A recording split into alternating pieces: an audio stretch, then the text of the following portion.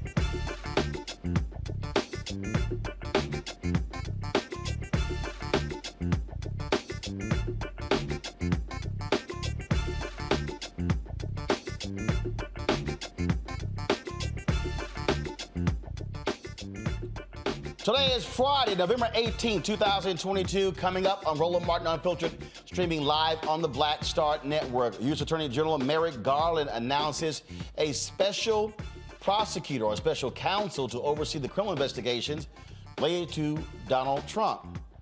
What in the hell? Why? 2 years later? A special counsel? He could have done that a couple years ago.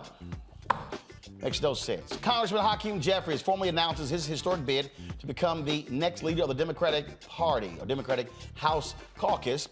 A Georgia judge has heard arguments today about whether to allow early weekend voting in Georgia's Senate runoff election. Lawyers for Democrats say Republican Secretary of State Brad Raffensperger changed his interpretation of the law. I'll talk to the executive director of Care and Action about the lawsuit and when they can expect a decision. We'll also talk with Pennsylvania Representative Joanna McClinton. She'll be the first African-American woman elected as the State House Speaker in Pennsylvania.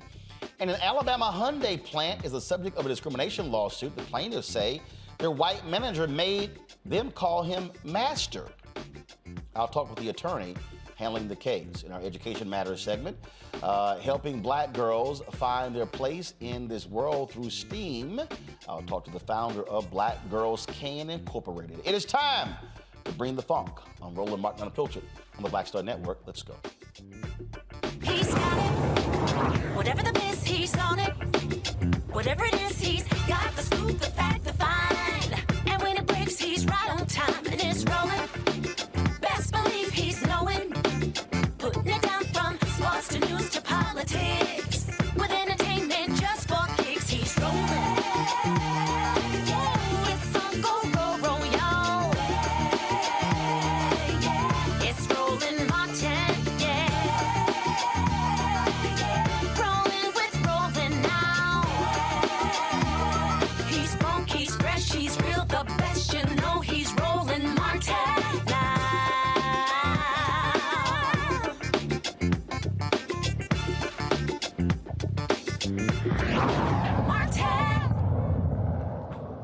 Attorney General Merrick Garland makes a head-scratching decision announcing a special counsel to take over the investigation of Donald Trump because Donald Trump announced he's running for president. That wasn't a shock.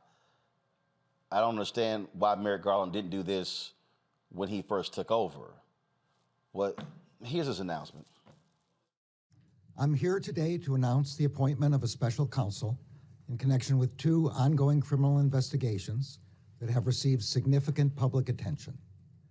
The first, as described in court filings in the District of Columbia, is the investigation into whether any person or entity unlawfully interfered with the transfer of power following the 2020 presidential election or the certification of the Electoral College vote held on or about January 6, 2021.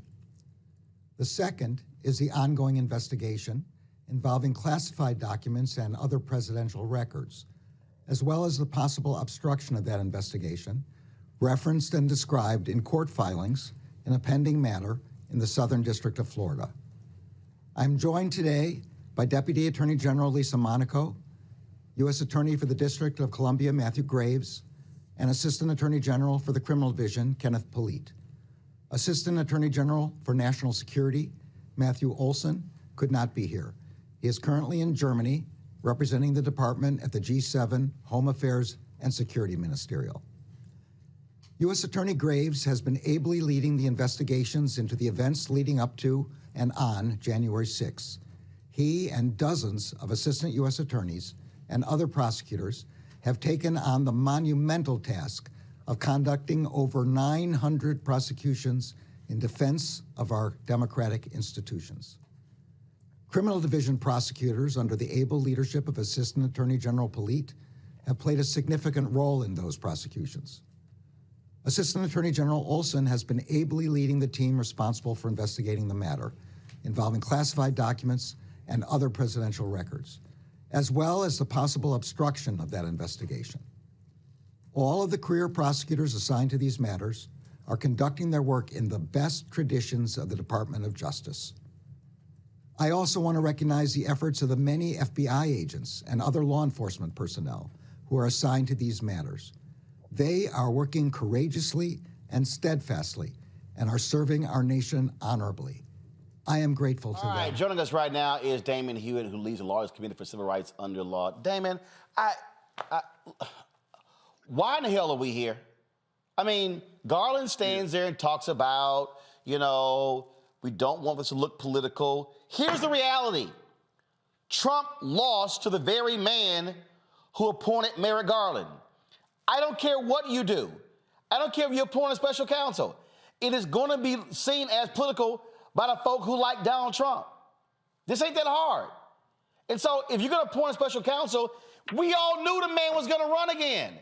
So if you wanted to do a special counsel, you should have done it in February of 2021 as opposed to now, because now we know you're essentially restarting the clock.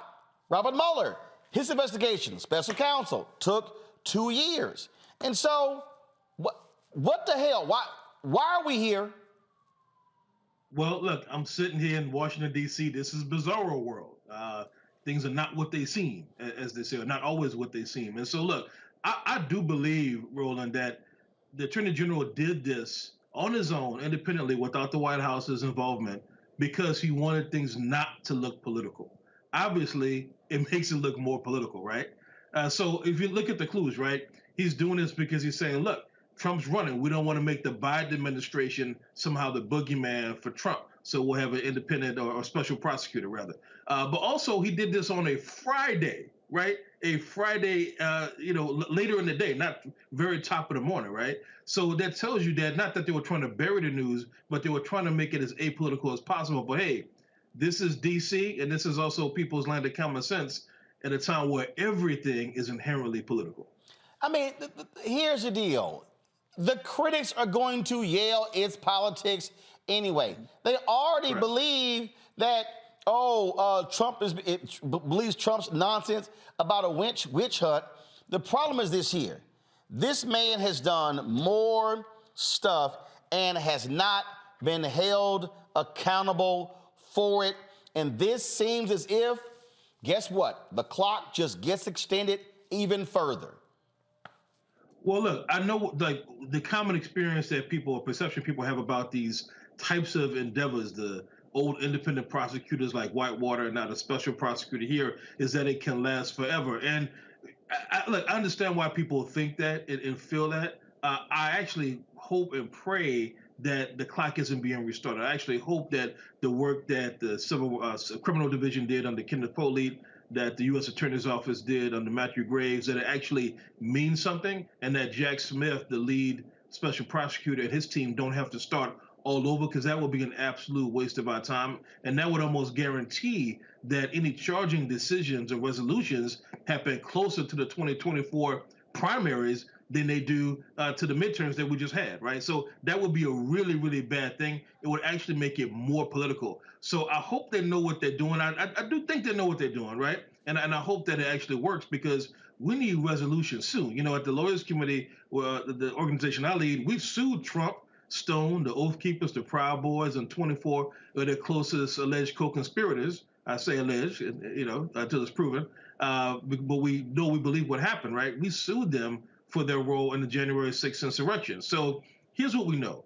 You got three legs on the stool, Roland. You got the political process, and we see what the House being lost by Democrats, what's likely to happen now with the Select Committee. You've got the prosecutorial process, which takes all these strange twists and turns, including today. But then you've got both civil liability and the court of public opinion. And so that's what we're focused on. We're focused on making sure that we ensure that there's accountability through liability in the court of law, even if these prosecutions take longer than we thought, or even if they never happen at all.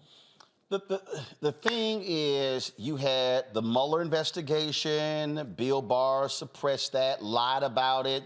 Nothing happened. Mueller did not want to go after Trump. Everybody still falls for this ridiculous memo that was written to the Nixon administration saying you can't prosecute a president. Bullshit. The sign, equal justice under law, sits above the Supreme Court. But the reality is, what this seems like is, yeah, if you're a rich white man, it's not equal justice under law. There's a separate rule of law for you. And what bothers me the most are all these people, oh, well, you know, if we prosecute Trump, people are going to be pissed off. Yeah, but that shouldn't be the point.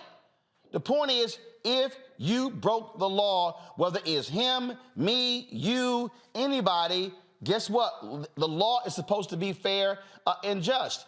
And it gives the impression that this guy is just keeps getting off. And here's the deal. He never learns his lesson, because for him, I can go harder if no one ever holds me accountable. Well, that's right. You know, that's why, I appreciate what Tish James is doing in the state of New York, continuing to go after the Trump organization. Look, she's an elected official. It's political inherently, but it's not just about the politics. It's about what this man has done to this country, is what he's done to his own so-called adopted party, right? And the effects that it's having on all of us, especially Black people. The Republican Party, sadly, and we're a nonpartisan organization, but this party has been taken over and influenced by white supremacists. That is a problem.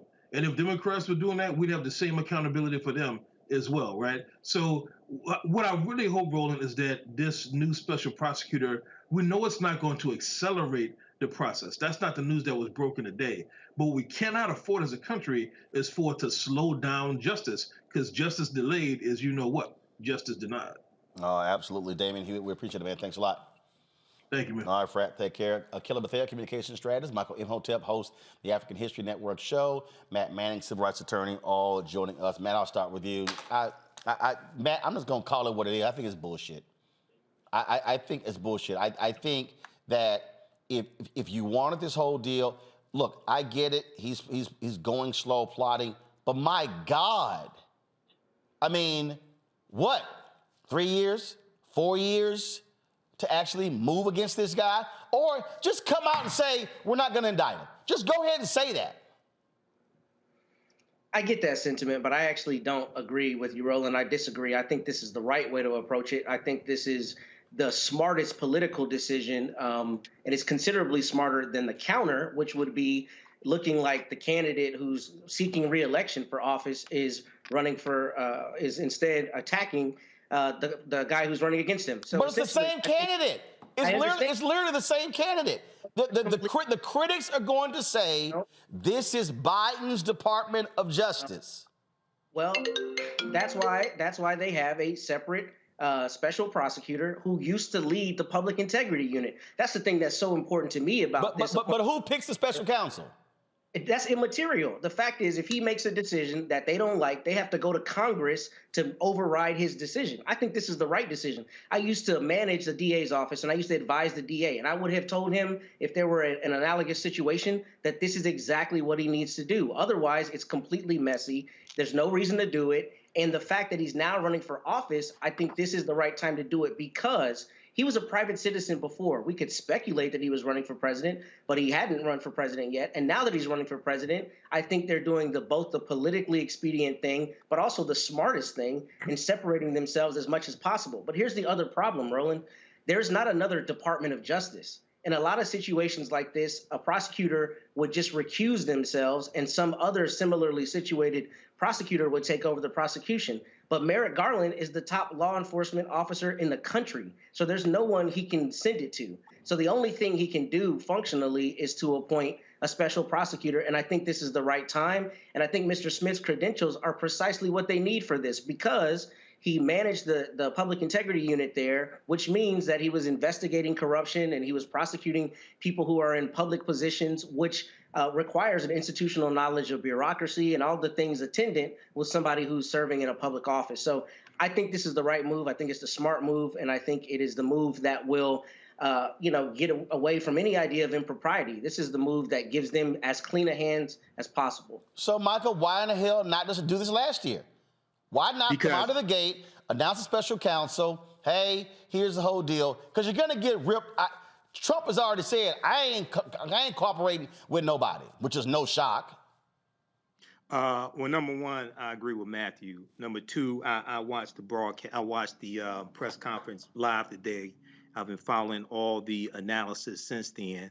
And the reason why Garland didn't announce it last year is because Trump did not formally announce that he's running for president. Man, we all knew this man was running. Well, just a second. You just asked me a question. Just a second. We knew he was running. No. When you formally announce this is different than armchair quarterbacking. No, this ain't armchair quarterbacking. The man was sitting on $150 million, was raising money. He has never left the political scene. He ain't become no private citizen.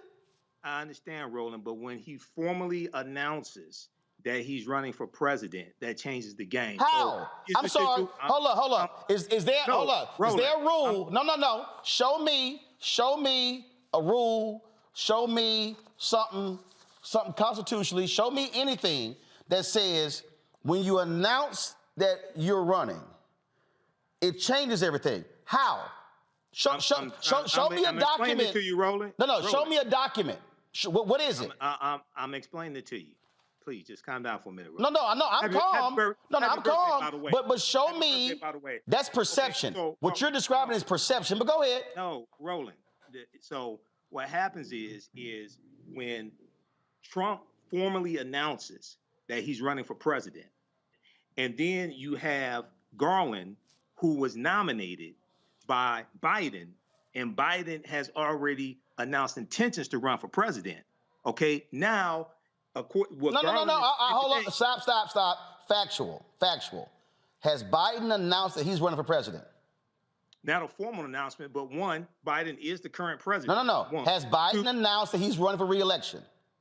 He's announced his intentions to run. Well, hell, Trump announced his intentions for the last year and a half. But, no. But Trump has made a formal announcement now, and Trump would be the target of the investigation. And? Not Biden.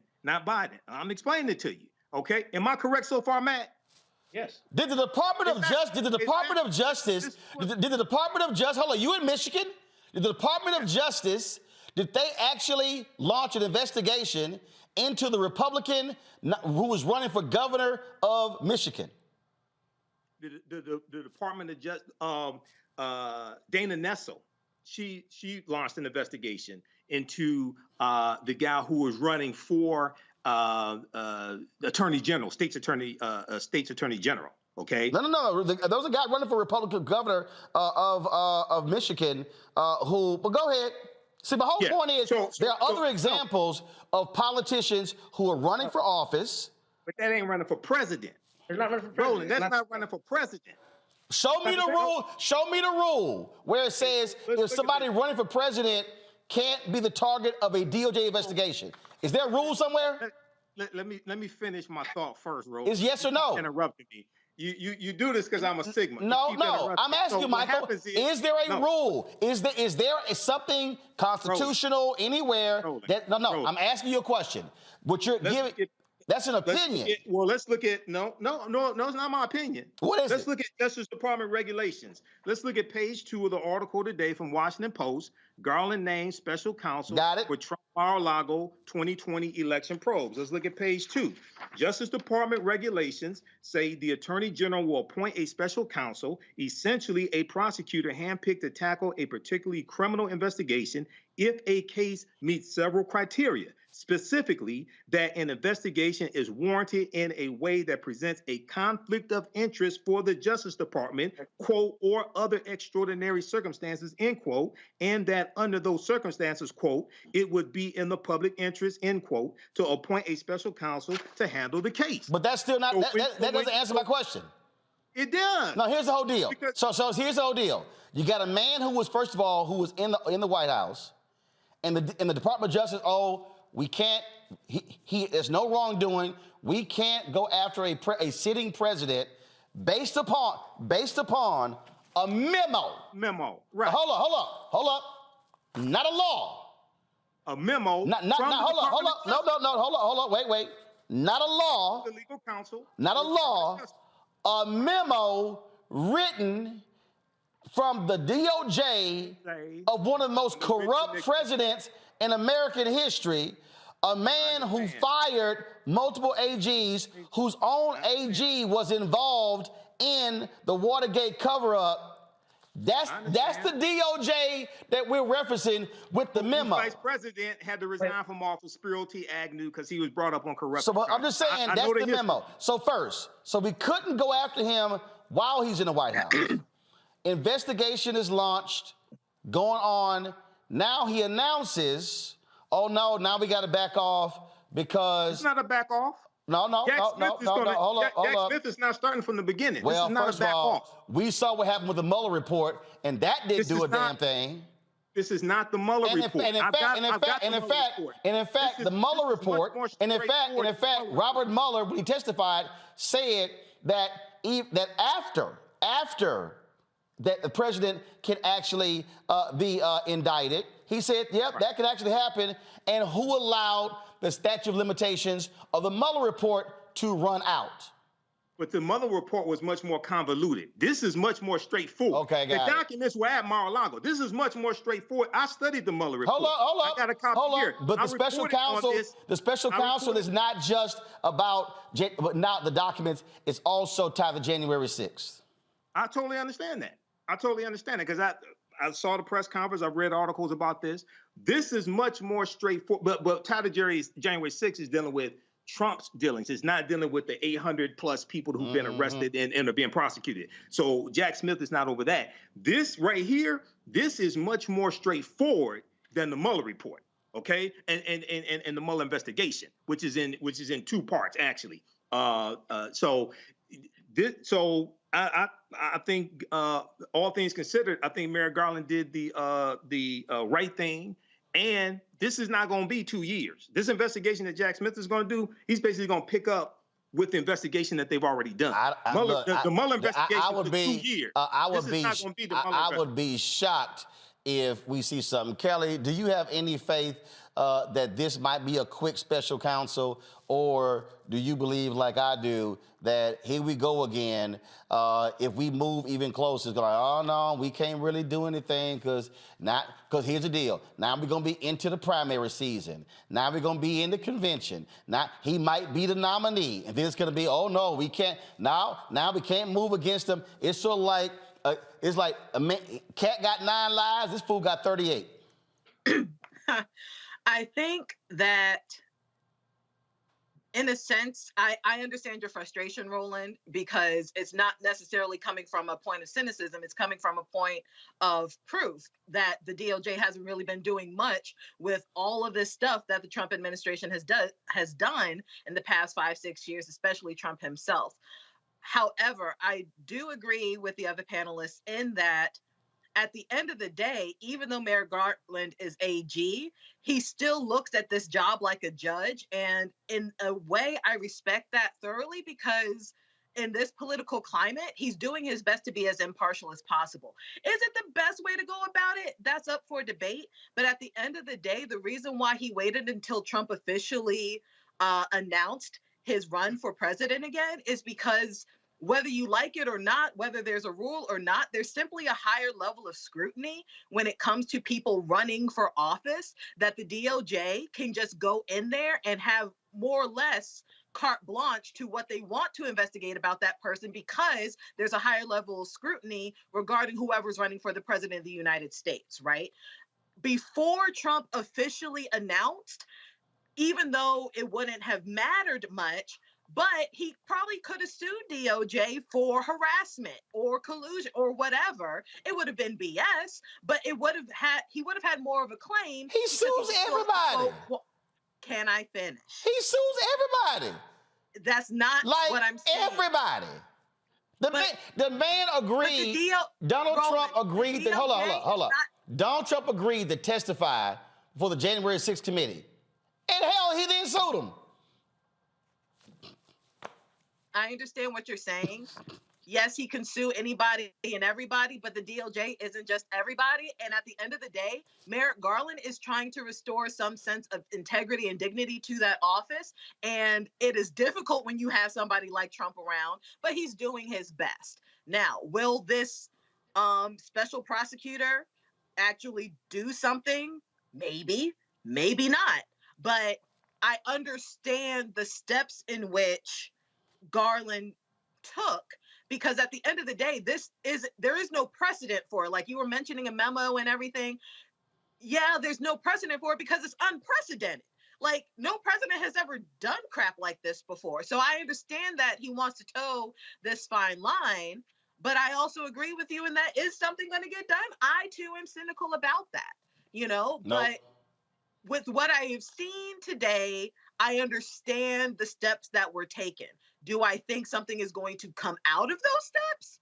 Not necessarily, based off of the little bit of precedent that we got from the last couple years of the DOJ having basically everything and the kitchen sink and not doing anything. We literally watched this DOJ slow walk what took place on January 6th. We're sitting here watching the January 6th committee, and they're like, wow, that's information we need to get from the committee. What the hell y'all been doing? I firmly believed that Doug Jones would have been a much better attorney general than Merrick Garland.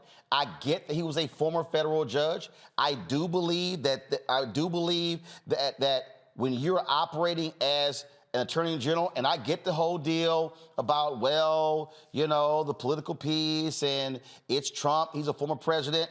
I'm gonna go again with what I said. Equal justice under law.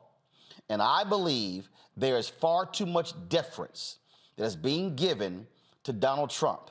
I believe that there are people who are scared. Oh my goodness, what's gonna happen if we indict Trump? Well, what's gonna happen if you don't? Because here's a fact, and it's a fact.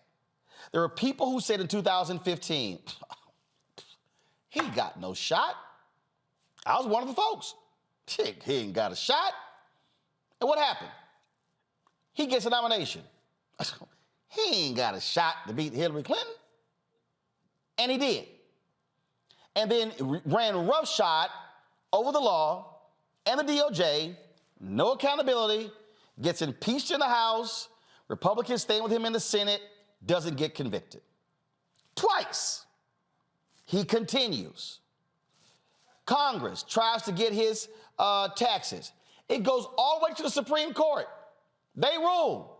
He sues again. He's suing the January 6th committee. His entire strategy is, I'm going to litigate to completely slow everything down so I'm never held accountable.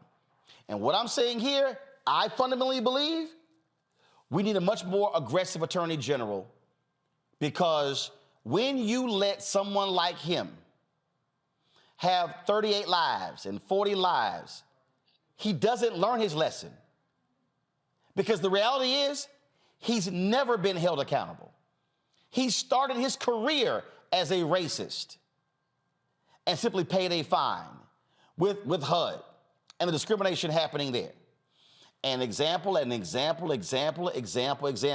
So this whole notion that Merrick Garland is trying to restore trust in the DOJ, for me, trust is to actually hold somebody accountable. And I just simply don't believe that Donald Trump will ever be held accountable for his actions. And he will continue. And let me say it again to everybody who's watching right now. They are already planning their massive takeover if he wins in 2024. And the plans that they have are so sick and demented that it will make his 4 years look like Disneyland compared to what they actually want to do. If you keep letting somebody keep getting away with it, it is going to come back and bite you, and it is going to hurt. If this man is not held accountable by the law, not civil, but criminal, then shame on the system that is going to allow him to get away with it because they say it's going to be too much heat politically. When we come back, we're going to talk about Georgia, the lawsuit there. What Republicans are doing, what they always do, trying to sit here and shade the law to keep folks from voting so they can win. We'll discuss it next on Roland Martin Unfiltered. Folks, if you're watching on YouTube, Twitch, Instagram, hit the like button, share button, Facebook as well. And of course, support us in what we do. Download the Black Star Network app, Apple phone, Android phone, Apple TV, Android TV, Roku, Amazon Fire TV, Xbox One. Join the Brina Funk fan club. Send your check and money order to P.O. Box 57196, Washington, D.C. 20037-0196. Cash App, $RM Unfiltered. PayPal is Martin Unfiltered. Venmo is RM Unfiltered. Zelle is Roland at RolandSMartin.com. Roland at RolandMartinUnfiltered.com. We'll be right back.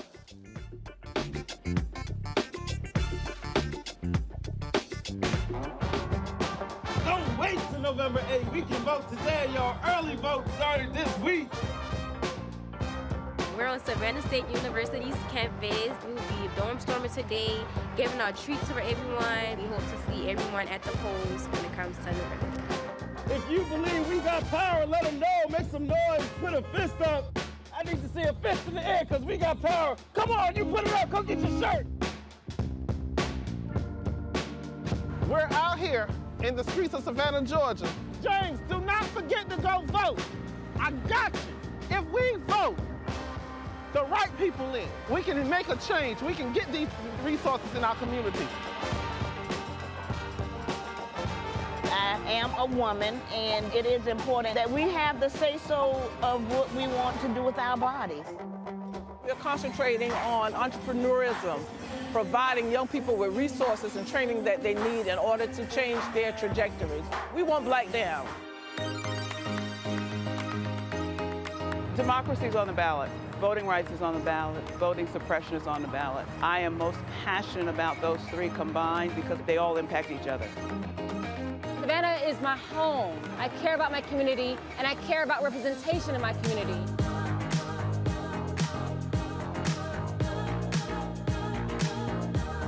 Our voices are still going to be heard no matter what kind of obstacles try to come up against us to stop us from voting. We're still going to be standing our ground. I see the effort that's being made to keep our communities from voting. So that makes me realize it's even more important, because if it wasn't important, they wouldn't be fighting to make sure we could vote. This doesn't stop this year. This is a forever movement. We're going to exert our power as a people, walk in our rightful place. We're going to change our communities, fight for our communities, and build our communities.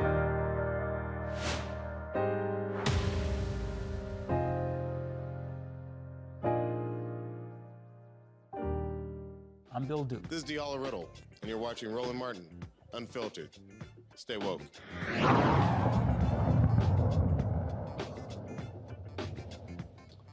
All right, folks, some breaking news out of Georgia. A judge has ruled that early voting can begin as early as November 26th. Now, you might remember, so here's a story from Bloomberg right here. The decision came down about 4 minutes ago. A Georgia state court judge ruled that voters can go to the polls on the Saturday after Thanksgiving, handing a victory to the U.S. Senator Raphael Warnock and the Democratic Party. The ruling on Friday came after a hearing in Atlanta on a last-minute lawsuit by Warnock, who faces Herschel Walker. Attorneys for Warnock argued that Secretary of State Brad Raffensperger was misreading the state's new election law and asked Fulton County Superior Court Judge Thomas Cox to immediately enjoin the ban on voting on the only allowable Saturday before the election.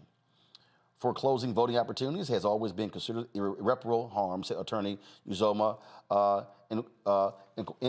Nkwanta. Now, so here's the deal, folks. Remember, 2020, let's go back to 2020. Y'all remember? There were 2 months. There were 2 months of early voting. 2 months of a runoff, okay? Much longer period of time. The Republicans changed the law. Not only did they cut it, they also limited people from being able to register for the runoff. So if you did not register for the general election this year, which was on Tuesday, November 8th, the deadline to register for a runoff that hadn't even been announced was November 7th. Yeah, that was all by design, because they ran the numbers and saw how many people, especially black people, registered to vote during the runoff for Warnock and Ossoff in 2020. So they changed the law. So then they asked to change the law again, where they said, hey, there can't be an election within 2 days of a state holiday. Now, how did they come up with that? Oh, the Robert E. Lee Confederate holiday happens to fall right before the runoff for the Senate election. And now, Raffensperger and Sterling, the elections chief, both had previously said, yeah, early voting can begin counties can begin early voting as early as the 26th, as opposed to the entire state on the 28th. Well, then they said, well, no, we actually read it wrong. You read it wrong? Okay. That's pretty damn funny. If you're the Secretary of State and the elections chief and you read it wrong. They said, no, we read it wrong, so no, early voting can't start on the 26th because of this Robert E. Lee holiday. Don't be surprised if Republicans find another judge to overrule, and trust me, this thing is probably I wouldn't be surprised to go to the Georgia Supreme Court or even higher. Hillary Holly is the Executive Director of Care in Action. Hillary, glad to have you here. Again, for the people who don't understand, these are the types of things Republicans do, because here's what they're afraid of. They are afraid of black people voting in mass on Saturday, the 26th. They're afraid of souls to the polls on the 27th. So let's talk about this early voting. It's supposed to begin all across the entire state on the 28th. When does it end? I think you're muted. You there? Can you hear me? Now we can hear you. So it's supposed to be statewide on the 28th. Correct. What's the last day to vote early? December 2nd, Friday, December 2nd. So they only want early voting Monday through Friday. They don't want early voting happening on a Saturday. Because what did they do, Hillary, when they changed the law? They didn't allow early voting on the Saturday before the election, and now they they're the ones who set the date, and the Robert E. Lee holiday, sorry, we can't do it within 2 days of a state holiday, which means no Saturday voting in Georgia.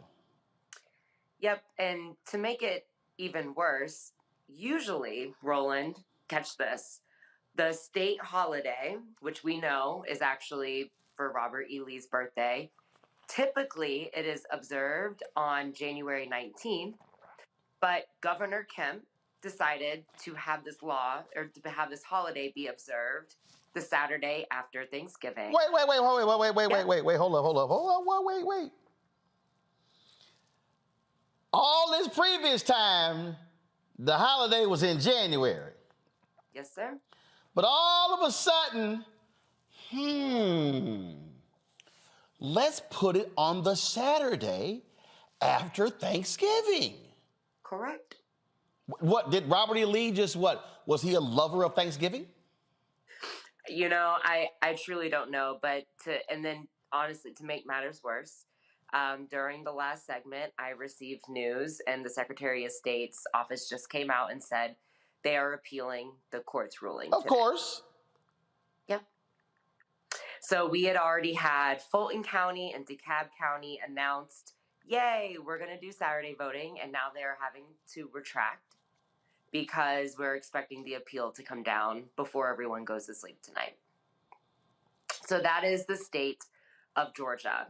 And, you know, when you were wrapping up your last segment, I was really appreciative of what you were saying, because what I need people to know is our democracy is still under attack. There's this whole narrative that, because Democrats were able to survive and, you know, we had historic midterms for Democrats in the first 75 years since, you know, JFK was elected. We are over celebrating. We still need to be vigilant, right? The reason why we did not retain control of the House is because of gerrymandering. That could have been prevented by the Freedom to Vote John Lewis Act. What we're dealing with in Georgia right now with the runoff, that possibly could have been prevented by the passing of the Freedom to Vote John Lewis's Right Act. So we really need Warnock to keep his seat now more than ever, because to your point earlier, you best believe we see McCarthy coming out saying their priority is investigating Hunter Biden, investigating the president. I can guarantee you that there is probably a drafted bill somewhere floating around the Capitol in these right-wing spaces of how to further attack our democracy. So I got some tweets I want to show you. So this is Gabriel Sterling responding to David Axelrod, who blasted this decision 3 days ago. And let me put the screen. So this is, you're going to get a kick out of this one. So Sterling goes, David, the law says no Saturday voting following a Thursday or Friday state holiday. Thanksgiving is the reason for no Saturday voting. Please correct your tweet. It was passed years ago, so county workers had their holiday and the real world problem of getting poll workers then. He then says, now here's the problem with that, Holly. You were there in 2020, right? What wasn't there? Wasn't there an election in November of 2020? Correct. And people were allowed to vote on Saturday. And there's an election in 2020, but the runoff for the November elections was actually January 5th. Right? Yep. So when he goes, this was passed years ago, so county workers had their holiday. No, actually, that's BS, because it was the Republicans who switched. They cut the number of days between the general election and the runoff. We literally just had it 2 years ago. Correct. So if the runoff had not been touched, the runoff for this year would have been on, let me just check my calendar, that first Tuesday in January. Wow, the runoff would have been on January 3rd. Guess what? 2 days after a holiday. So that would have not conflicted with anything, but no, they purposely did not want a 2-month runoff because they did not want to give Democrats a head start. So they literally, so you can't convince me, if they weren't looking at the map going, if we put it on this date, we can use this holiday as the excuse where we not have Saturday voting, so now we're only forced to have Monday through Friday early voting. And you know what's interesting? So when I was there when SB 202 was drafted, and I've been reminding of folks how this all happened. We win Georgia on January 5th. There is an insurrection on January 6th. After the insurrection, when things settled down, some Georgia organizers were like, okay, we can go to sleep. A few days later, during the early time of Georgia's legislative session, so this is like late January 2021, there were over 35 anti-voting bills filed all over the state legislature. And the day before, so then a couple weeks goes by, and SB 202 was a 2-page bill. We went to sleep that night knowing that SB 202 was going to be heard in a committee around 10 a.m. the next day. So we all wake up and we get to the committee hearing, and what do we learn? SB 202 is now a 96-page bill. And it's not on the website. You have to physically be at the Capitol. So we literally had pro-voting, like voting rights lobbyists, taking pictures of the substitute bill, making sure that the elected officials on the committee had copies of it, because they were literally showing up to the committee hearing thinking they were going to see a 2-page bill. No voting rights lawyers had the time to overlook this bill before the committee hearing. And in the drafts, Roland, there's certain provisions around the runoff. When you go back to the time changes, you'll see how in some moments, they include runoff, other times they remove runoff. And then in the final bill that was signed that same night. So we go to sleep one night, wake up, it's 96-page bill. They then added the word runoff to this new shortened time period in the holiday rule. And then that night, it's signed by Brian Kemp. Less than 24 hours. And now we're here in a runoff, which again, Georgia is one of 2 states that have runoff laws right now, because the runoff law was created during the era of Jim Crow after Black people in the South. Because remember, you know this, Roland, Black people had power in the South at one point in time, right? Mississippi was sending Black people to Congress, and they said, no. So Georgia created the runoff law. So now we're dealing with a runoff law that's from Jim Crow. And now people can't vote on a Saturday, where the runoff is shortened because of SB 202. And now people can't vote on a Saturday because of a Robert E. Lee holiday. A Black judge then rules saying, no, people should be able to vote on Saturday. And now the Secretary of State's office is appealing this. This is Jim Crow, and this is another argument as to why we have got to send Warnock to the U.S. Senate so we can do something about voting, because to your point, they're going to do everything they can to either get Trump or DeSantis into that White House and take the Senate along with them. Yep, it's as simple as that. Hillary, Holly, we appreciate it. Thanks a lot. Thank you for having me, Roland, always. Kelly, again, people need to understand, and I love listening to these conservatives who go, and I remember Eric Erickson and others who were like, well, this bill really isn't that big of a deal. I mean, it's really not what everybody is cracked up to be. But this is when you start getting into the finer details of these type of bills, and you cannot convince me that they were not sitting there going, now we move this sucker to the Tuesday after Thanksgiving, then we can ensure there's no early voting on any Saturday whatsoever. Presto, forcing Monday through Friday when people are working. Let's not give people a day off to actually vote. I mean, it's Georgia, so nothing that anyone says about voter suppression will surprise me if it's coming from the state of Georgia. What was actually more, I don't want to say surprising, but really sad and perplexing to me is the fact that there's a holiday for Robert E. Lee's birthday in the first place. And it's only perplexing in that, how is that not considered treason? Because you know why Republicans love their Confederates? I mean, for sure. But I mean, at the end of the day, I couldn't imagine, a sect of any political party, like Republicans, Democrats, or anybody, celebrating the birthday of Bin Laden. But Kelly, they celebrate Robert E. Lee in South Carolina, Alabama, I get it, Mississippi. They Jeff Davis. Hell, first of all, they don't say those were terrorists. They say those were simply folks who were not participants in the war of northern aggression.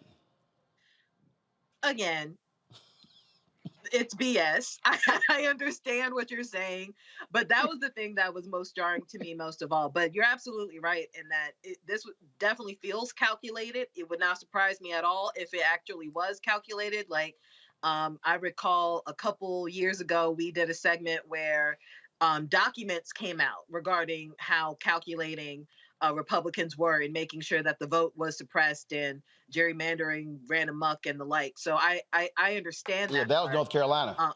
Yes, you're right. I was trying to remember the state, but yeah, like nothing regarding suppressing the vote, specifically the Black vote, surprises me anymore. The Robert E. Lee thing was just kind of like the icing on the cake. Well, especially moving it from January to November. You know what? Exactly. I was going to talk to her about another subject, but actually, I think where she actually has experience with this. Pennsylvania Representative Joanna McClinton will be the first African-American woman elected as Speaker of the House there in Pennsylvania. She right now is the leader of the Pennsylvania Democratic Party, and they have taken control of the House there. Representative McClinton, first of all, congratulations. And you have experience with this. For folk who don't know, we talk about Georgia, we talk about North Carolina, and people somehow think Pennsylvania is a blue state. But you have been on the front lines of these very type of actions that Republicans have taken in Pennsylvania to try to strip folks from voting, to try, I mean, all sorts of different efforts that have been undertaken. That has actually happened. That's correct, Roland. Pennsylvania is a purple state. It's not a red state. It's not a blue state. It is a purple state. It goes back and forth for who our electorate chooses to be our president, our governor. And unfortunately, for a very long time, our state house and our state senate were fully in control of Republicans for much of the last 30 years. But we are excited to be able to take the ability to take us in a better direction, because they definitely did a ton of work to do an abortion ban. It passed this summer. They've done all sorts of bills to get rid of our ability to vote by mail. And but for our Democratic governor, those bills would have become law a very long time ago right here in Pennsylvania. And look, I remember what happened after 2020, where they were literally threatening to go to single-member elections for the state Supreme Court to guarantee they would have a majority. I mean, you know, that's how, I mean, again, people, you know, when these bills come out, Hillary was just talking about it, you know, when these bills come out, people go, oh, well, you know, you have the spin doctors, but these are the very small things that a person on the outside wouldn't necessarily think about, like, well, I mean, I don't understand. Well, you know, that's right, it's a Thanksgiving holiday, so let's not have an election, you know, give the workers an opportunity to enjoy their weekend. Well, guess what? Don't put the election on December 6th in. Put it on December 13th. No, they purposely put it on December 6th so you could take advantage of that holiday. And then to say, hey, no, it wasn't Robert E. Lee. It was really Thanksgiving. I mean, these are the type of things Republicans are doing all across the country. And if it's not for folks like you and other African-Americans who are Democrats or the Democrats, this thing would be even worse with how they are trying to fix the laws to guarantee their victories. That's right. I always say in Harrisburg, if they don't like the rules, they throw them out and make rules that will favor them and guarantee that they will win. It's unfortunate that not only are they trying to throw out votes all the time, quite frequently, this week in Harrisburg, they moved to impeach a sitting district attorney in the city where I live, who won overwhelmingly with all the folks who showed out to vote for him just last year. And they claim his policies have caused crime, but ain't offered no evidence. It's just all, no, that Larry Krasner policies, no evidence, we should impeach him. That's right. Not only no evidence, no solutions. Unfortunately, gun violence is not new. What is new is the surge that we have seen in every city around America since the pandemic. Smaller cities and larger cities alike, even here in Pennsylvania. Small cities like Allentown and big cities like right here in Philadelphia. But where are the solutions? They have been in control of the agenda. They have not offered up solutions. But when they don't like the outcome of elections, we know what their playbook is voter disenfranchisement each and every time, whether Georgia or here in Pennsylvania. When was the last time that Democrats controlled one of the chambers in Pennsylvania? 2007 to 2010 in the House. And in the Senate, it goes all the way back to the very early 90s. So 2010, Democrats lose control of the House. That's correct. And then what happens after 2010? The census, gerrymandering. Yes. Maps that favor Republicans. And every even year, our margin gets smaller and smaller and smaller. Where when I came into the House in 2015, we were down to 82 to their 121. Wow. Well, and this is why, and I'll ask you this last question, and this is the thing that I keep telling my people all the time. Why we can't ignore state rep and state senators, you cannot ignore these state races because that's where many of these laws are being changed. They're bypassing Washington, D.C. They're saying if we control the state houses, and at one point you had 31 Republican governors in this country. After the 2010 midterm elections, 16 state houses flipped to GOP control. And it happened right here in Pennsylvania as well. As soon as President Obama got the opportunity to lead our nation, we saw both losses down in Washington, D.C. and in state capitals all across the world, or all across the nation. We saw the development of the Tea Party, that right-wing conservatism. And since our former president, number 45, we have seen the radicalism spread like wildfire. And they're trying to control every aspect of our lives and do everything they can to keep us from voting. Indeed. Well, look, we look forward to you taking that gavel and leading it. And look, I tell folks all the time, folks who are in Philadelphia and Pittsburgh and other places who have not liked the GOP controlling all the politics in the state, by now having Democrats control that state house of Pennsylvania is going to force them. They got no choice now but to negotiate, and that will stem a lot of the craziness that we saw come out of Pennsylvania. We wish that same thing happened in North Carolina and Florida and Texas as well, because we're catching hell while they are simply running roughshod over the Constitution. So we appreciate you joining us on the show and look forward to having you back. Thank you so much. All right, folks, got to go to a break. We come back, we will talk about more news of the day. Strange case out of Alabama where a white man is alleged to have told the black workers there, "Call me master." Okay, that's quite interesting. Folks, support us in what we do. Download the Black Star Network app, Apple phone, Android phone, Apple TV, Android TV, Roku, Amazon Fire TV, Xbox One, Samsung Smart TV. Join our Bring the Funk fan club where every dollar you give goes to support this show. P.O. Box 57196, Washington, D.C. 20037-0196. Cash App, $RM Unfiltered. PayPal is R Martin Unfiltered. Venmo is RM Unfiltered. Zelle is Roland at RolandSMartin.com. Roland at RolandMartinUnfiltered.com. And of course, get a copy of my book, White Fear: How the Browning of America is Making White Folks Lose Their Minds. Ben Bella Books, Amazon, Barnes & Noble, IndieBound, Bookshop, Chapters, Books A Million, Target. You can also download the book on Audible. We'll be right back.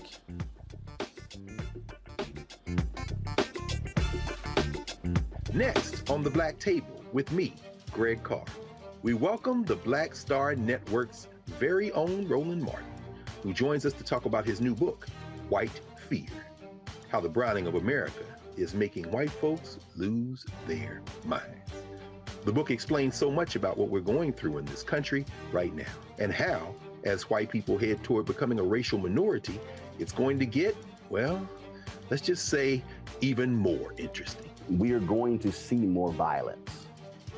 We're going to see more vitriol, because as each day passes, it is a nail in that coffin. The one and only Roland Martin on the next Black Table, right here on the Black Star Network. We're all impacted by the culture, whether we know it or not. From politics to music and entertainment, it's a huge part of our lives, and we're going to talk about it every day right here on The Culture with me, Faraji Muhammad, only on the Black Star Network. On the next A Balanced Life with me, Dr. Jackie, we meet Ricky Fairley. She was given a death sentence by her doctor 11 years ago. But for Ricky, giving up was not an option. She declared war on her disease, turned her entire life upside down, and won the battle. I know that God left me here to do this work. And when you talk about faith, faith is what got me through. I mean, I had to relinquish my faith and give my life to God and say, okay, God, what have you got for me? And He gave me my purpose. And that's why I'm here. Her amazing story of strength, balance, and survival here on A Balanced Life with Dr. Jackie on Black Star Network.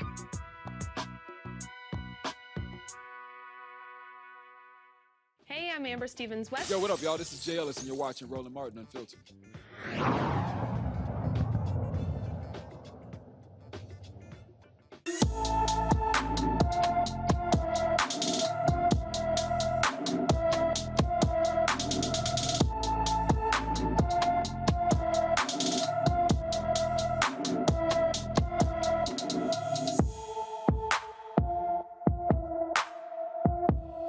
First, tell you about Janiah Walker back in August, and she's still missing from Milwaukee, Wisconsin. Janiah's been missing since June 23rd. The 15-year-old is 5 feet 3 inches tall, weighs 130 pounds, with black hair and brown eyes. Janiah's mother says the teen suffers from depression and PTSD. Anyone with information about Janiah Walker should call the Milwaukee Police Department at 414-933-4444, 414-933-4444. It's always, of course, sad for us to have to do those stories, and it's way too many young black folks who are missing in action. All right, folks, in Montgomery, Alabama, Hyundai assembly plant is hit with a racial discrimination and retaliation lawsuit after employees say they were made to call a white manager master.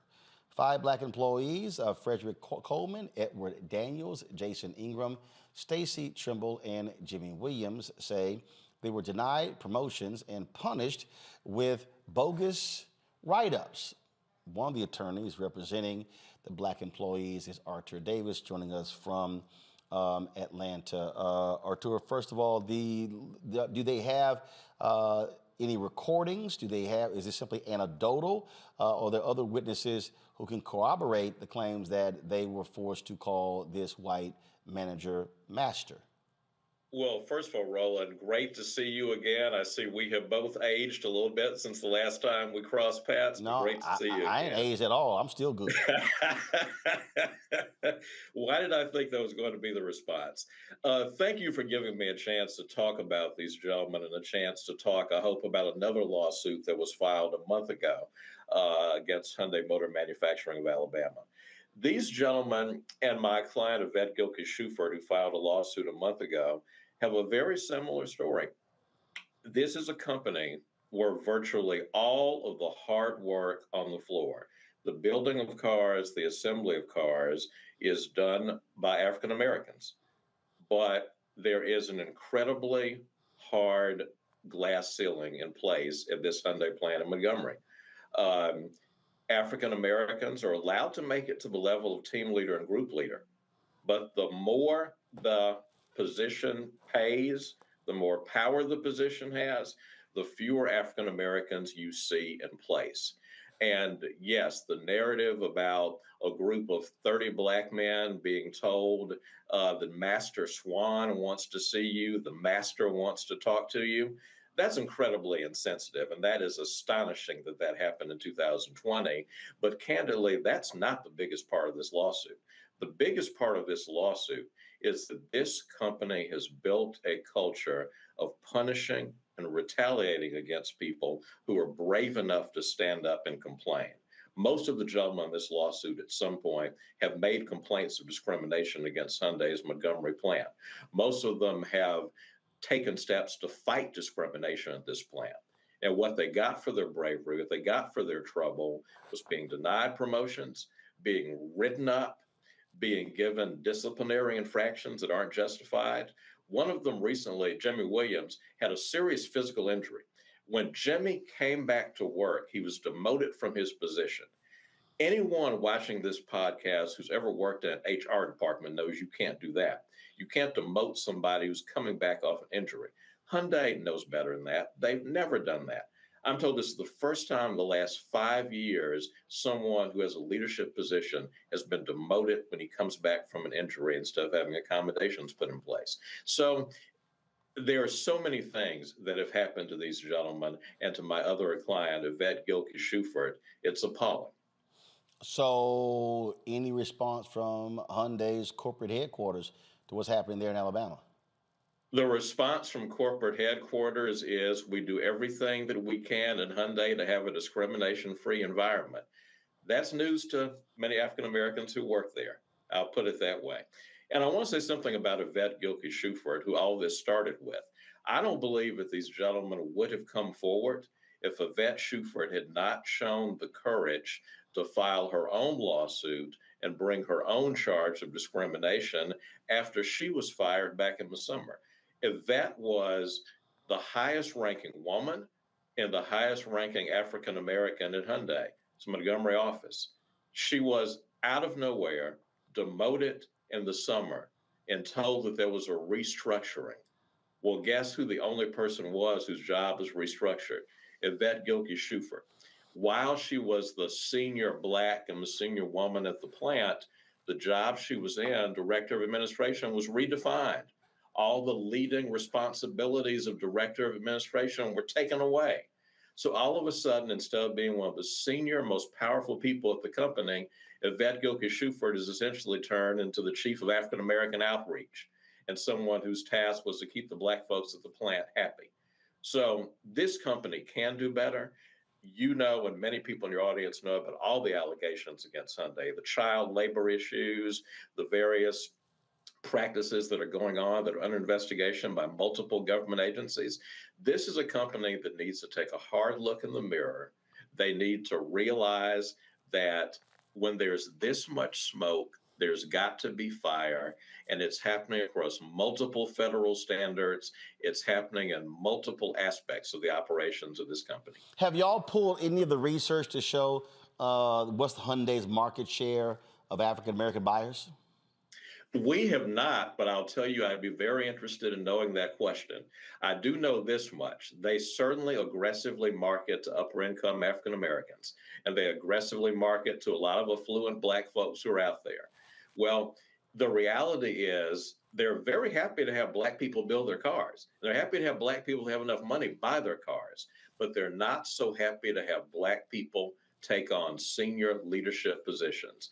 And once you start, have y'all pulled that data too? Have y'all pulled that data, not just in Alabama, but across the country, the lack of Black executives at Hyundai? Have y'all pulled that data as well? Well, here's what's interesting. Hyundai in California is a completely different animal in terms of its culture than the entity of Montgomery. The CEO of Hyundai in California, as the parent company, is now an African American. There's a Spanish-born individual who is the overall president of Hyundai North America. There's diversity in California. There is no diversity in the senior ranks of leadership in Alabama. So it's not the broad company of Hyundai, frankly, that ought to come under a lens for discrimination. It is this one plant in Montgomery, Alabama. The leadership in California is diverse. It is inclusive. But you enter the lines of the state of Alabama, and you run into a very different culture, a very different set of practices. All right, Arthur Davis, we certainly appreciate it. Thanks a lot. Thank you, Ron. Go to my panel here. I'll start with you, Matt. This is the perfect example when we talk about these cases, when you're dealing with these companies. And what they try to do, they try to play the, overall, we don't believe in these things here. But no. Let's look at your numbers. Let's see who's in power. And the reality is Hyundai targets Black people.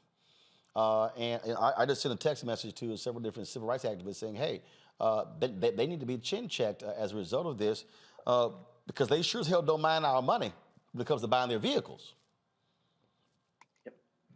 Yeah, I think Hyundai needs to take a nod from its flagship Sonata and put this lawsuit to sleep because look, you got 80% of the people who are working on the line, black people. It's obvious that this is more than anecdotal. And as he said, which I think is brilliant, there's got to be fire there. There's just obviously too much smoke. And what's problematic about this and concerning for me, the question I was going to ask him if I was propounding one to him is what does a jury look like in the Middle District of Alabama? Because the fact that this is happening at a plant in Montgomery, Alabama, is the most concerning part to me. You have a jury, it's going to be people in that area, presumably people who may engage in the same kind of practices or be, less offended by it than people should be. So that's the real concern is if they feel empowered to stand on that, we have a workplace discrimination prohibition and all the stuff that we normally hear, but that this kind of thing is going on, particularly with people ranking in the highest ranks, the black woman that he mentioned, that concerns me for accountability to kind of harken back to what we were talking about earlier. I mean, what is a jury in Alabama going to think about this? Because, my understanding is they've got to establish that the workplace environment is a discriminatory workplace and not only what's happening in discrete issues, but overall, right? And that's going to be a concern because if you have people on the jury who think that this is just one-off bad jokes, it's not that serious, then you may have people who've been discriminated against for a long time and divested of their rights who don't have justice. And that would be my real concern here, what a jury looks like in this instance. These companies have long done sponsorship deals with civil rights groups, Michael, and this is where they need to be called to the carpet. And this is where I think black organizations should be calling the CEO of Hyundai and saying, it's time for you to address this. Absolutely. And this is, the national chapter of the NAACP, Derek Johnson, National Urban League, and these organizations, whether they receive money or not. Okay. But I think some of them did receive money from Hyundai, but whether national civil rights organizations, whether they received money or not, this is an example of systemic racism when we look at these businesses, when we look at these corporations. And yes, they should come out and demand a response from the CEO. But the other question I would have is, how many complaints before this one did this particular manager have? Because I don't think he just started with these antics. I don't think he just started with these 5 African Americans. So I would be interested to find out, how long has this been going on at this plant in Alabama for Hyundai, and what is it like in other plants as well for Hyundai also?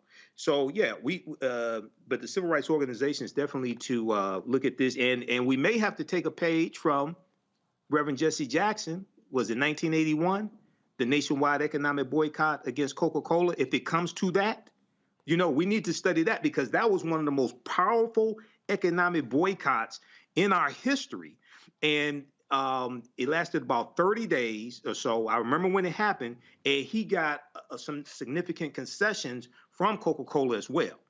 Increase in hiring African Americans at all different levels, deposits into African American and minority banks, distributorships, things like this. So we really need to study that model that Reverend Jesse Jackson laid out and executed also. Kelly?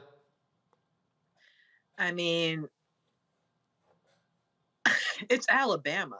That was my first thing. When I heard it, it was just like, it just feels like there's no sense of growth in the mentality down there with anyone who's color redacted. It's just, that's not something that you just come out of thin air with. This is like what Michael was saying. I'm afraid that this is just the tip of the iceberg as far as what this employer was doing to these 5 Black men. I think if they dig a little deeper, they'll find more than just 5 Black men who have been a victim to this man's antics. This is one of those situations in which, again, this didn't come out of thin air. I feel like this was a culture at that plant. I don't think he was the only person at that plant who did anything this egregious. And as far as boycotting is concerned, sure, whatever it takes to hit them where it hurts the most, being their pockets. If a boycott will accomplish that, great. If it's going to just, if it's, a situation in which you just fire people, even better. I grieve for these men because that is not a work environment in which anybody should be subjected to, and I hope that they get the justice that they deserve. Speaking of justice, folks, when we come back, we'll give you an update on the case of the black woman out of Charlotte, North Carolina, who died in Mexico. Her friends say alcohol poisoning, but the autopsy report showed that her neck was broken and her spine was cracked. That's coming up next on Roland Martin Unfiltered right here on the Black Star Network. I am on screen, and I am representing what a black man is to the entire world that's gonna see this. And this might be the only black man, a representation of a black man that they see. Right. So I am responsible. Right. For how they see black men. And it's my responsibility to, if I am not playing an upstanding, honorable, someone with a strong principle and moral core, to make sure that this character is so specific. Right. That it is him, not black men. And I wish that more actors would realize how important their position is as an actor of color, playing people of color on screen. Because there are people that see us all over the world in these different images that we portray. And not everyone knows black people to know. Yes. That's not all.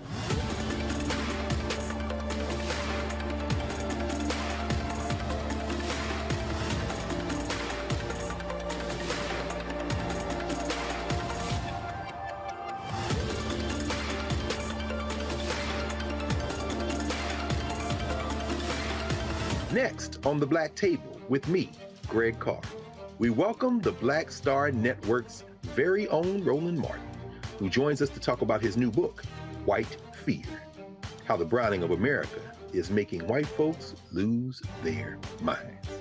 The book explains so much about what we're going through in this country right now, and how, as white people head toward becoming a racial minority, it's going to get, well, let's just say, even more interesting. We are going to see more violence.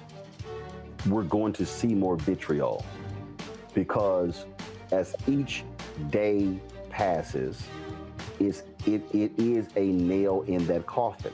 The one and only Roland Martin on the next Black Table, right here on the Black Star Network.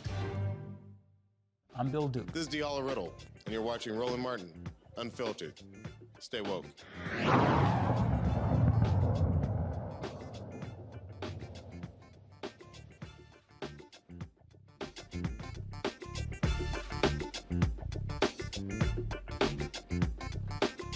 Folks, the FBI field office in Charlotte, North Carolina, they have opened an investigation into the death of a black woman who traveled to Mexico with friends.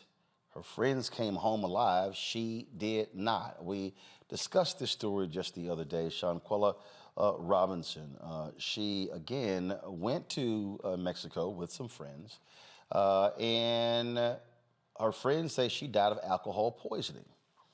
When they called Shanquella's mother, they said it was alcohol poisoning. Yet in the autopsy done on her, there was no mention of alcohol poisoning. In fact, the autopsy showed that she actually had a broken neck and a cracked spine. The video that we showed you was a video that was taken that her mother believes was shot while they were there on vacation. You see Shanquella being viciously beaten by another woman, as several people, including a couple of gentlemen, stand there and literally watch it and record it. Don't intervene. And you hear one of them saying, she needs to fight back. She's not even fighting back. It is an ugly, ugly video here. No idea what has happened. According to one of the, this is the USA Today story on here, where in this particular story, actually I'm gonna do this, I'm gonna pull up another story, because there was a particular story where it showed that the individuals who were involved, they actually, names have not been released, but they actually have, two of them have disconnected their phones as a result of what took place here. And so we've been following these stories to understand what's been going on. But again, FBI officials are working with Mexican officials to figure out what happened to Shanquella Robinson in Cabo San Lucas on or about October 29th. And so it is, again, just a really, really sad story here. And again, as I said, the autopsy showed severe spinal cord injury and luxation. And this is the story right here out of the folks in North Carolina. First of all, she was a 2019 graduate of Winston-Salem State University. She also was a children's hair braider, operated a women's boutique business, and her family have also, they actually started a GoFundMe page to pay for her funeral expenses as well. And then let's see, that GoFundMe has already, well, actually, the GoFundMe has already raised $119,368. Their goal is $125,000. It is very strange when you think of this case, Kelly, to hear, my goodness, traveling there with friends, they come home alive, she doesn't.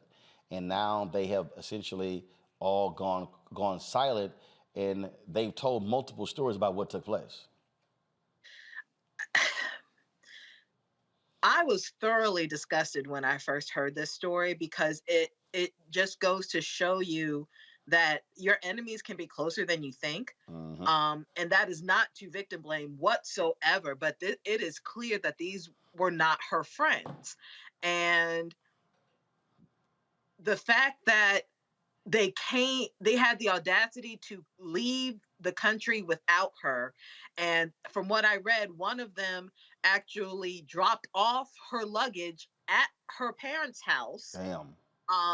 And gave the story about the alcohol poisoning. But the fact that they went there to grieve with them, knowing what actually happened, whatever that is, they know exactly what happened, and yet they still not only lied, but grieved with the family. Like, that is just beyond sickening to me. It is absolutely disgusting and vile. I grieve with this woman's family. It is not anything that anybody should ever experience. The murder, what it appears to be, of a loved one whose life was cut so short by people who were so close to her. I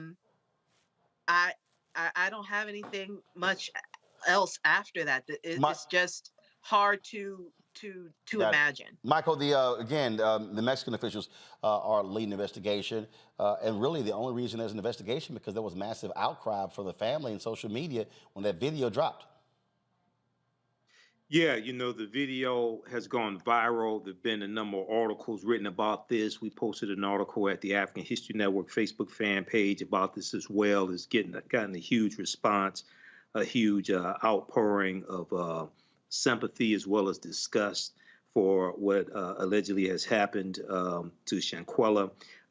When we look at the article from ABC News, also ABC News obtained the autopsy report and death certificate. And in addition to what you stated, Roland, listing the cause of death as, quote, severe spinal cord injury and atlas luxation, it goes on to say with no mention of alcohol. As well. So Shanquella's mother was on Good Morning America this morning. She was interviewed, and she said that she talked to the different people who were on the trip with her, and they're all giving her a different explanation of what happened to Shanquella, what transpired as well. So this is, hopefully the truth comes out and we get justice. And at the same time, I don't have all the facts. But if brothers are standing around looking at two black women fighting, or one black woman beating the hell out of another one, and you just stand there and do nothing, you're a punk ass Negro. Let me just leave it right there. Matt, again, what part of the issue you have here, this takes place outside the United States. And so now you're dealing with another foreign government. And so the FBI is sort of limited in terms of what they're able to do, even though she's an American citizen. Yeah, that's correct. And that's what I was concerned about at first. But as I was awaiting, you coming to me, I thought there might be something there for a conspiracy charge if they're able to find that they intended to do this when they traveled to Mexico. The amount of evidence that people have in phones and digital devices these days is just insane. So if the FBI gets a search warrant for her phone, for their phones of the people that hurt her while she was there in Mexico, I mean, it may very well be that they determined that there was a conspiracy to harm her when they took her to Mexico. And hopefully that'll give the FBI jurisdiction, because the concern for me is the Mexican authorities, investigating this. Obviously, I don't have all the evidence, but we know that there are sometimes a lot of irregularities and, frankly, corruption as it relates to Mexican government and investigations. So hopefully the FBI is able to find a legal means by which they can hold them accountable and go through the wheels of justice and make sure that there's justice for this young woman. Indeed. All right, folks. New York Congressman Hakeem Jefferies has formally announced he will run for a House Minority Leader on the Democratic side. If Jeffries gets the position, he would be the first African-American to lead a party in Congress. Jeffries promised his colleagues that he would empower, protect, and expand their ranks. House Speaker Nancy Pelosi, Leader Steny Hoyer, and House Majority Whip Jim Clyburn all backed Jeffries as the Democratic leadership, pushing that the new leaders expected to succeed Pelosi, Hoyer, and Clyburn on Jeffries. Massachusetts Representative Catherine Clark and California Representative Pete Aguilar. The House Democrats leadership election will be on November 30th.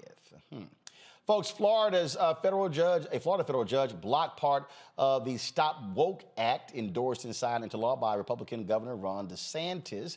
On Thursday, Chief U.S. District Judge Mark Walkers blocked the bill, which limits how schools and workplaces can discuss race and gender. Judge Walker described Florida's attempt to censor certain viewpoints as positively dystopian and said it violated free speech. DeSantis' office said they plan to appeal. Well, that's no shock whatsoever. Also, folks, but that's the sort of the nonsense that you see constantly taking place out of Florida. All right, when we come back, we're going to talk about STEAM, how to get more black kids involved in science, technology, engineering, arts, and math.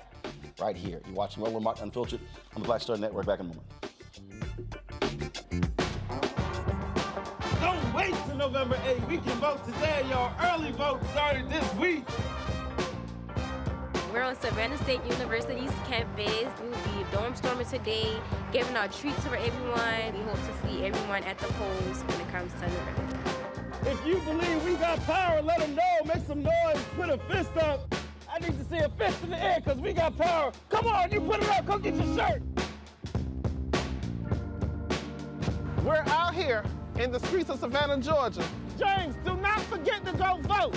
I got you. If we vote the right people in, we can make a change. We can get these resources in our community. I am a woman, and it is important that we have the say-so of what we want to do with our bodies. We're concentrating on entrepreneurism, providing young people with resources and training that they need in order to change their trajectories. We want black down. Democracy is on the ballot. Voting rights is on the ballot. Voting suppression is on the ballot. I am most passionate about those three combined because they all impact each other. Savannah is my home. I care about my community, and I care about representation in my community.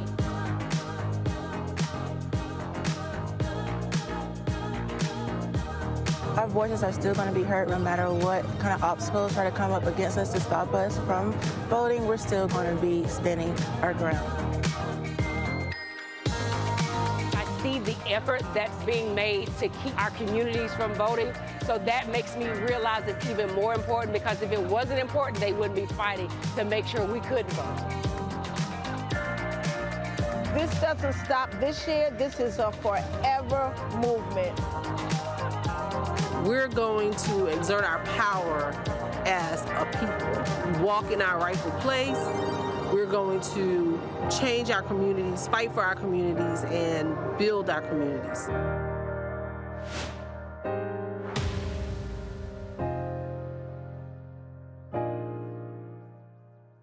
Hey, I'm Arnaz J. Black TV does matter, dang it. Hey, what's up, y'all? It's your boy Jacob Lattimore, and you're now watching Roland Martin right now. Stay woke.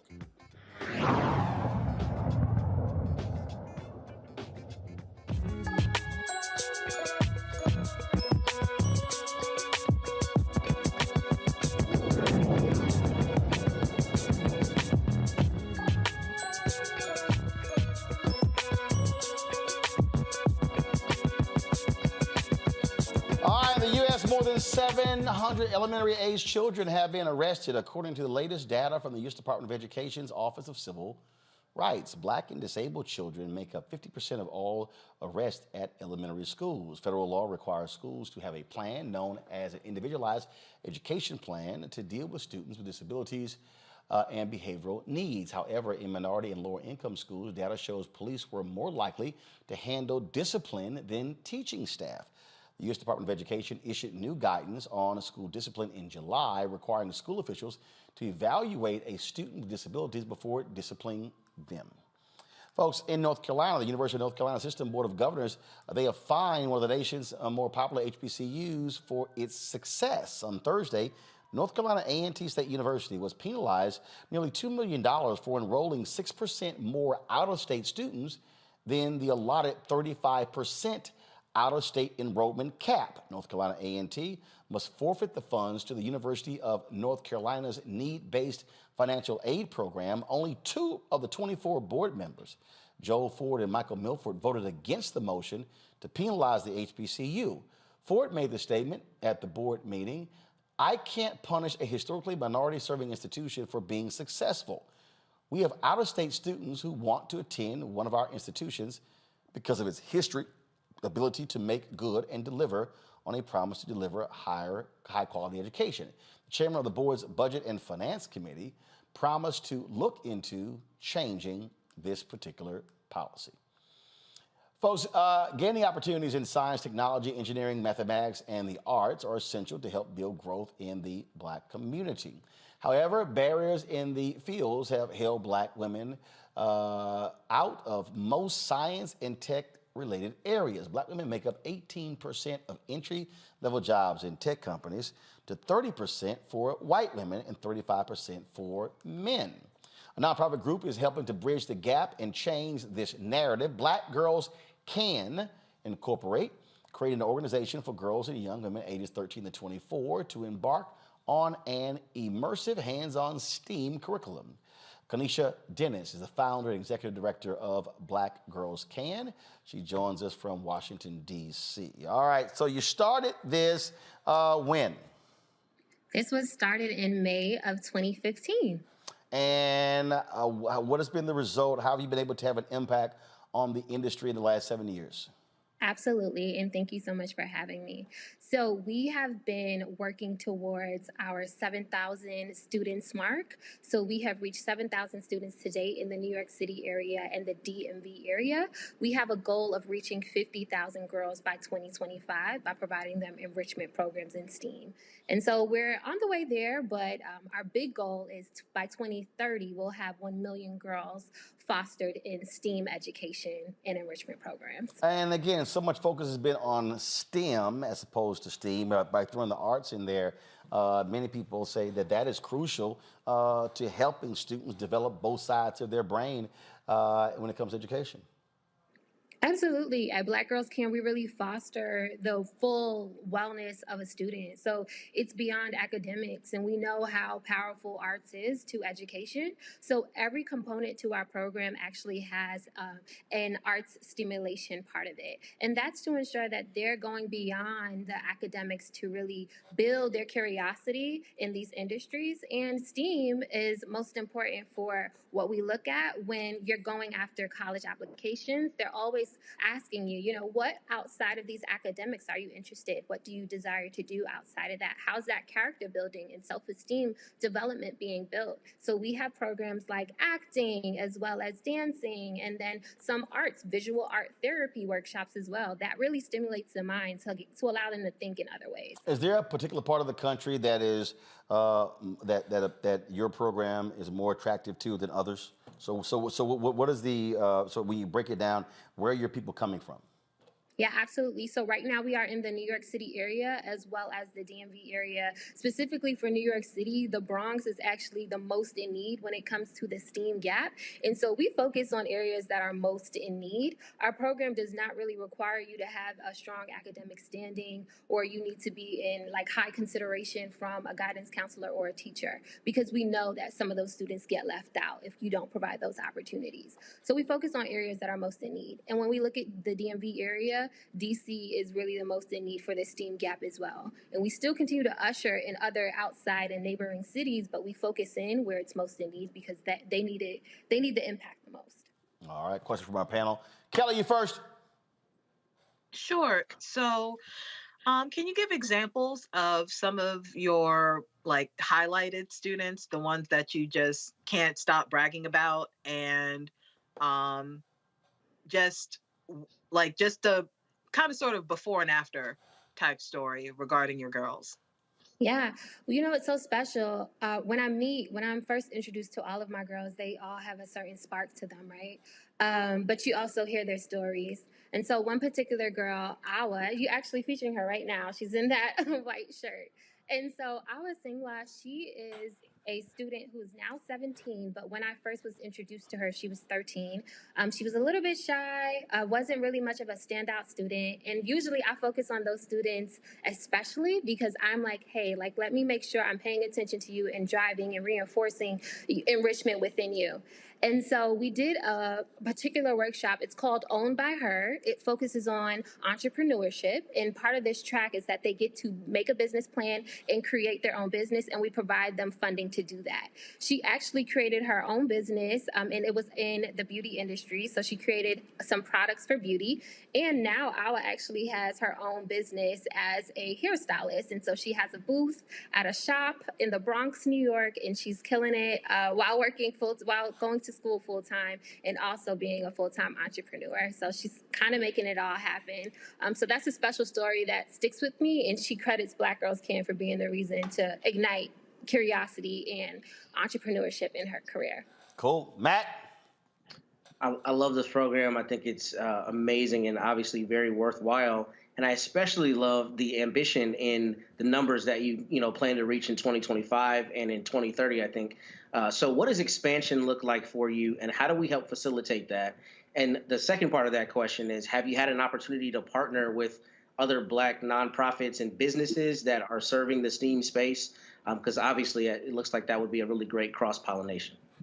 Absolutely. So to answer your first question, we're heads down in scaling the organization right now. So if you go to our website, www.blackgirlscaninc.org, you actually can request an opportunity to start a chapter in your area. And so right now we're just in the Northeast region, but eventually we want to have chapters across the U.S. And that's how we kind of see scale taking place, to really start chapters in different areas throughout the U.S.